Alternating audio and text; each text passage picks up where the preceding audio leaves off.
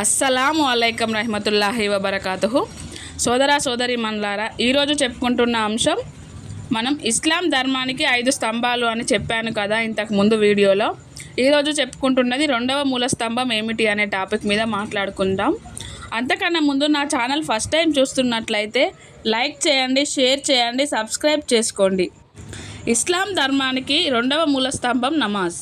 దైవప్రవక్త సల్లల్లాహు అలైహి వసల్లం గారు మేరజ్ అంటే గగనయాత్ర చేసిన రాత్రి ఆయనపై ఈ నమాజ్ విధిగా చేయబడింది. దీని గురించి హదీస్లో ఈ విధంగా వివరించడం జరిగింది.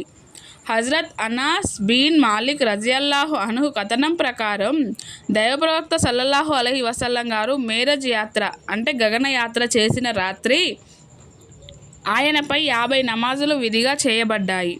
తర్వాత అవి తగ్గుతూ చివరికి 5 నమాజులు మిగిలాయి. అప్పుడు దేవుని తరపు నుండి ఈ విధంగా ప్రకటించబడింది: ఓ మహమ్మద్, నేను ఆడిన మాట తప్పేవాణ్ణి కాను.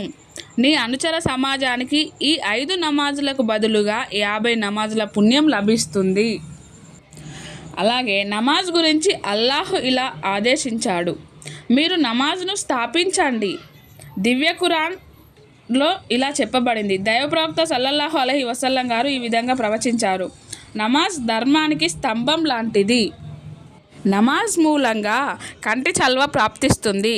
దైవప్రవక్త సల్లల్లాహు అలైహి వసల్లం గారు ఈ విధంగా అన్నారు: నమాజ్ మూలంగా నాకు కంటి చల్వ ప్రాప్తిస్తుంది.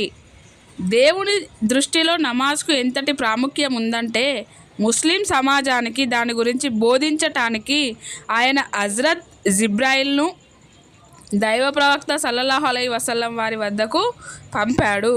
దైవాజ్ఞ మేరకు జిబ్రాయిల్ దైవప్రవక్త సల్లల్లాహు అలైహి వసల్లంకు నమాజ్ స్వరూప స్వభావాల గురించి, దాని కాల వ్యవధుల నిబంధనల గురించి వివరించారు. ఆ తర్వాత దైవప్రవక్త సల్లల్లాహు అలైహి వసల్లం గారు జిబ్రాయిల్ తనకు నేర్పిన విధంగా నియమ నిబంధనలకు అనుగుణంగా నియమిత కాల వ్యవధుల్లో నమాజును ఆచరిస్తూ వచ్చారు. అంతేకాదు, మీరు ఏ విధంగానైతే నన్ను నమాజ్ చేస్తుండగా చూశారో ఆ విధంగానే మీరు నమాజ్ చేయండి అని తన అనుచర సమాజానికి తాకీదు చేశారు. కనుక మనం చేసే నమాజ్ దైవప్రవక్త సల్లల్లాహు అలైహి వసల్లం గారు సూచించిన విధానానికి నియమ నిబంధనలకు అనుగుణంగా ఉంటేనే అది దేవుని సన్నిధిలో స్వీకృతిని పొందగలుగుతుంది.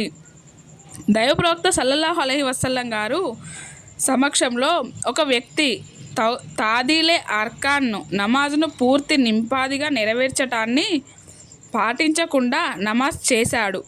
దైవప్రవక్త సల్లల్లాహు అలైహి వసల్లం గారు అతనితో, నువ్వు తిరిగి నమాజ్ చేయి, ఇందాక నువ్వు చేసిన నమాజ్ నెరవేరలేదు అని అన్నారు. ఆ వ్యక్తి 3 సార్లు అదే విధంగా నమాజ్ చేశాడు. 3 సార్లు దైవప్రవక్త సల్లల్లాహు అలైహి వసల్లం గారు అతన్ని ఉద్దేశించి అదే మాట అన్నారు: నీ నమాజ్ నెరవేరలేదు, తిరిగి నమాజ్ చేయి అని. ఆఖరికి అతను దైవప్రవక్త, నాకు ఇంతకన్నా బాగా నమాజ్ చేయటం రాదు, మీరే నాకు నమాజ్ చేసే పద్ధతిని బోధించండి అని విన్నవించుకున్నాడు.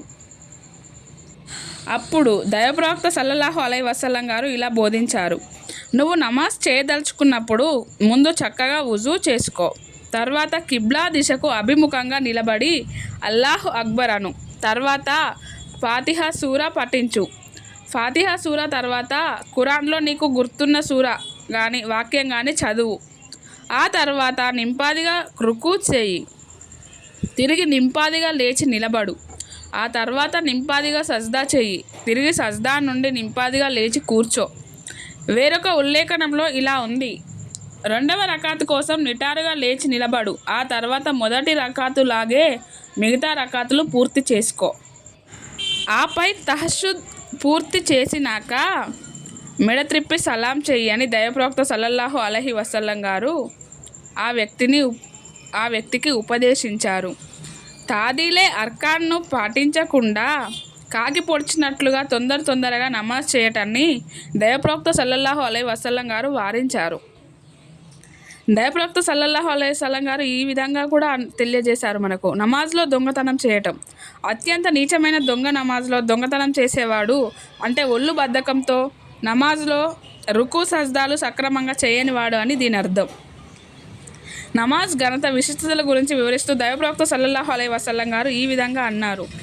మీలో ఎవరి ఇంటి ముందైనా సెలయేరు ప్రవహిస్తూ ఉందనుకోండి, ఆ ఇంటి అతను ఆ సెలయేరులో ప్రతిరోజు 5 సార్లు నమాజ్ స్నానం చేస్తూ ఉంటే అతని ఒంటి మీద మురికి మిగిలుంటుందా?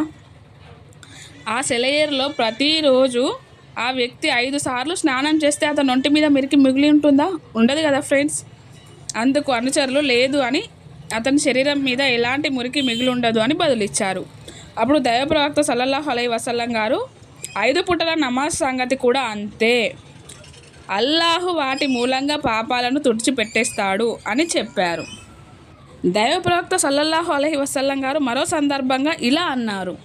ప్రతి నమాజ్ దాని క్రితం నమాజ్ వరకు, ప్రతి జుమ్మా మరో జుమ్మా వరకు, రంజాన్ మాసం సంవత్సరం పొడుగునా జరిగే పాపాలకు పరిహారం అవుతుంది. అయితే అందుకోసం ఘోర పాపాలకు మాత్రం దూరంగా ఉండండి.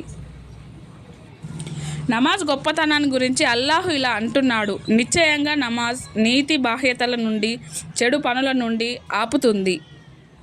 దైవప్రవక్త సల్లల్లాహు అలైహి వసల్లం గారు ఇహలోకం వదిలి వెళ్తున్నప్పుడు కూడా జీవితపు చివరి శ్వాస వరకు తన అనుచర సమాజానికి నమాజ్ గురించే తాకీద్ చేశారు. రోజుకు 5 పూటలు నమాజ్ చేయండి అని దైవప్రవక్త తన చివరి శ్వాస వరకు కూడా మనకు చెప్పారు. అస్సలాము అలైకుం రహ్మతుల్లాహి వబరకాతుహు. నా ఛానల్ లైక్ చేయండి, షేర్ చేయండి, సబ్స్క్రైబ్ చేసుకోండి.